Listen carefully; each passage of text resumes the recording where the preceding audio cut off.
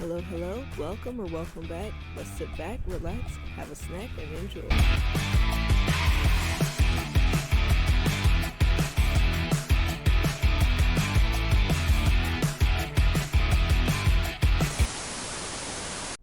Sit at My Grave, Season 4, Sanity or Salvation, Chapter 33. Arden felt panic rise in his body. His tongue felt uncomfortable in his mouth, and his words came out like choppy rivers. His hands were fidgeting. Every reach he did to assist seemed to fall short, till he eventually took a step back as not to get in the way. Like Verna asked, Arden had rushed in to get his mother. The lights were back on when he got in, but he hardly commented on it. The frantic look on Arden's face put Brynlee on alert. She followed him outside easily after putting her cake away. Galen quickly followed them, along with Amory, less enthusiastically. Now he just stood there, watching everyone else take action, trying to fix the situation, all while he was thinking. Was he honestly unsure of what happened? Or did he keep questioning because he was looking for a way out? Oh my gosh, did you fall? Brynlee questioned in shocking fear. She just about fell to her knees getting beside Verna, trying to help her. Galen quickly got to the other side, ready to help as well, placing gentle hands on her, helping her sit up a little. Arden stared, his throat getting narrow as he waited on an answer. Verna barely glanced at him. She met her daughter's worried eyes instead, placing a comforting hand over hers. I took a nasty spill. These leaves can be so slippery. Verna struggled out. She tried to get up, let out a sharp gasp, almost falling back down again. Arden stepped towards her, hand outreached, but quickly moved back. Stop it! Don't move! Brynlee yelled at her. She felt her eyes getting wet, holding her mom a little tighter. What hurts when you try to stand? Galen asked calmly. It's shooting from my hip down my leg, Verna announced, placing a hand on her aching hip. She gritted her teeth again. Should I call an ambulance? Brynlee questioned. I don't need all that. I'm pretty sure it's just a sprain. Verna tried to shush her. She moved to stand again, but Galen kept his hands on her, keeping her down. I don't think it's a good idea to move, ma'am. I mean, what if something's broken? Galen questioned with concern. Broken? Brynlee screeched.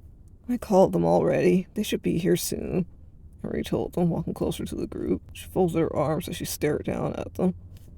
Oh, thank you, sweetie. Brynlee quickly spoke up, looking up from where she stayed crouched at Verna's side. Amory stared back down to her fearful eyes, tilting her head slightly, but remained silent. Well, I'll just stay right here until, Galen said, taking off his coat, laying it on Verna. You all are fussing over me too much. This old girl's tough. Verna tried to calm them, but another flinch of pain almost sent Brynlee into a full cry. Arden continued to stare, chewing the inside of his cheek. He felt a hand on him, grabbing his attention. Hey, I think I'm gonna take off. This seems like a family affair, Henry told him. Okay, Arden mumbled out. Henry nodded, turned to walk away. Arden choked again, grabbing her shoulder. It's good to see you. Sorry Reed's party turned out like this, he said. He didn't know why he was even trying. He and Emery had been at odds. Times where it felt like they hated each other. They had deep conversations as well.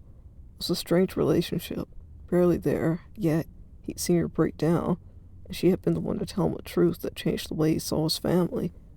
But again, just like with Galen, if Emery knew he ignored Reed that night, she would look at him with the same malice she did with the rest of the Attlers. Emery scoffed, placing a cigarette between her fingers. I didn't expect much anyway, don't be sorry, she said, lighting the stick. Arden looked down with a paint smirk. In some ways, before his bickering with Reed, he used to have a lot of pride in himself and his family. His father was a hard worker, such an unshakable demeanor. His mother was such a bright, loving soul. And he thought of his brother to be the coolest person on the planet, the epitome of everything he wanted to be, so unapologetically himself. He did it with such ease, whether he was loved for it or mocked for it. Now, he knew what a mess the Attlers really were, and he was at the center of it all. Well, don't cry about it. I think we've both done enough of that, Henry said, noticing the disturbed look on Arden's face. She blew out some smoke. Flashing lights caught her attention as the ambulance pulled into the yard. It'll get better. Just, don't wallow, she told Arden. Hard words to hear, but something she had to learn herself. Yeah, Arden responded weakly. Well, I'll see you, Henry said again. She walked off, getting out of the way after pointing the paramedics towards the other side of the house. Arden folded his arms, stepping away again. He watched the professionals begin asking questions. Rinley was full on crying by now, trying to keep calm. Gallant answered what he could, and Fern was struggling through the pain. He soon got a gurney for her, taking her in. Rinley opting to ride with her.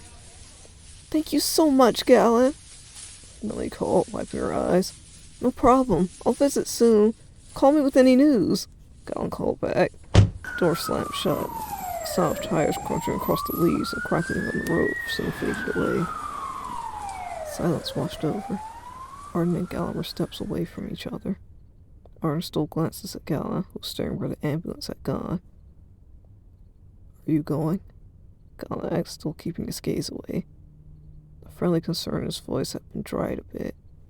Arden inwardly flinched at the change.